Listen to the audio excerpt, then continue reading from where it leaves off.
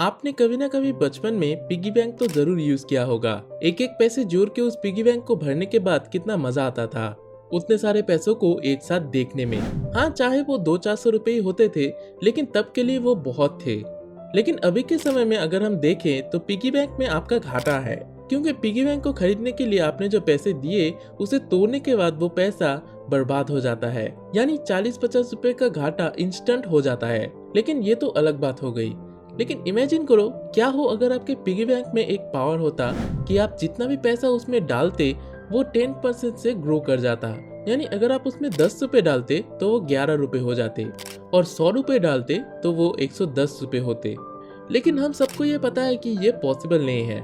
लेकिन कुछ जगह है जहाँ से आप ये रिटर्न पा सकते हो, जिसका नाम है stock market, real estate, mutual fund etcetera. तो मैं इस वीडियो में आपको स्टॉक मार्केट की सुपर पावर ऑफ कंपाउंडिंग के बारे में बताने वाला हूँ। लेकिन उससे पहले कुछ चीजें हैं जो हमें क्लियर करने की जरूरत है। जैसे कि वीडियो के शुरुआत में मैंने आपको जो पिगी बैंक का एग्जाम्पल दिया उसे आप एफडी की तरह मान सकते हो, क्योंकि एफडी आपके पैसों को सेफ रखता है और आपके पैसों को महंगाई के बराबर रखता है। यानी अगर इन्फ्लेशन 5% से बढ़ता है तो आपका एफडी भी उसी के अराउंड ग्रो करता है। लेकिन यहाँ पे आपका पैसा ग्रो नहीं होगा और यहाँ पे आपको कंपाउंडिंग रिटर्न भी नहीं मिलेगा। तो अगर आपको अपने पैसों को ग्रो करना है, अपने पैसों पे कंपाउंड रिटर्न पाना है, तो आपको अपने पैसों को mutual fund, stock, real estate, gold, bonds ऐसे किसी जगह पे रखना होगा। अब कंपाउंडिंग काम कैसे करता है? कंपाउंडिंग बेसिकली शुरुआत में आपको काम करते हुए नहीं दिखेगा। समय के साथ जैसे जैसे आप अपने पैसों को इन्वेस्ट करते जाओगे, धीरे धीरे आप इस कंपाउंडिंग को देख पाओगे। लेकिन कंपाउंडिंग को देखने के लिए आपको डिसिप्लिन रहना बहुत जरूरी है। अपने पैसों को हर हफ्ते या हर महीने डिसिप्लिन के साथ इन्वेस्ट करते जाना होगा, जिससे आपकी कंपाउंडिंग प्रोसेस बनी रहे। तो ये बात हुई पावर ऑफ कंपाउंडिंग की। तो अब बात करते हैं सुपर पावर ऑफ कंपाउंडिंग की। तो जैसे कि मैंने पिगी बैंक वाले एग्जाम्पल में बताया कि अगर आपको पिगी बैंक में हर बार पैसा डालने पे 10% रिटर्न मिलता, वो था कंपाउंडिंग।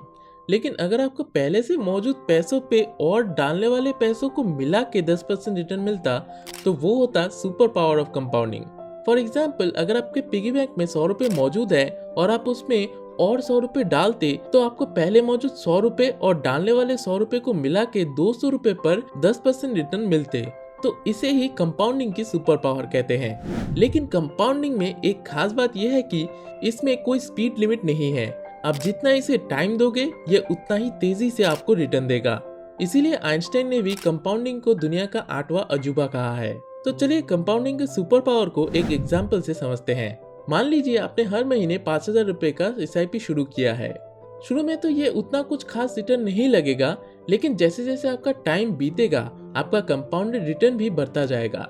जैसे कि 5 साल में 15% कंपाउंडेड रिटर्न के हिसाब से आपका रिटर्न आप स्क्रीन पे देख सकते हो, जो ठीक ठाक है। लेकिन इसी को अगर आप 10 साल बाद देखो तो ये एक अच्छा खासा रिटर्न देखने को मिलता है। लेकिन चलो इसे थोड़ा और बढ़ा देते हैं, 20 साल कर देते हैं।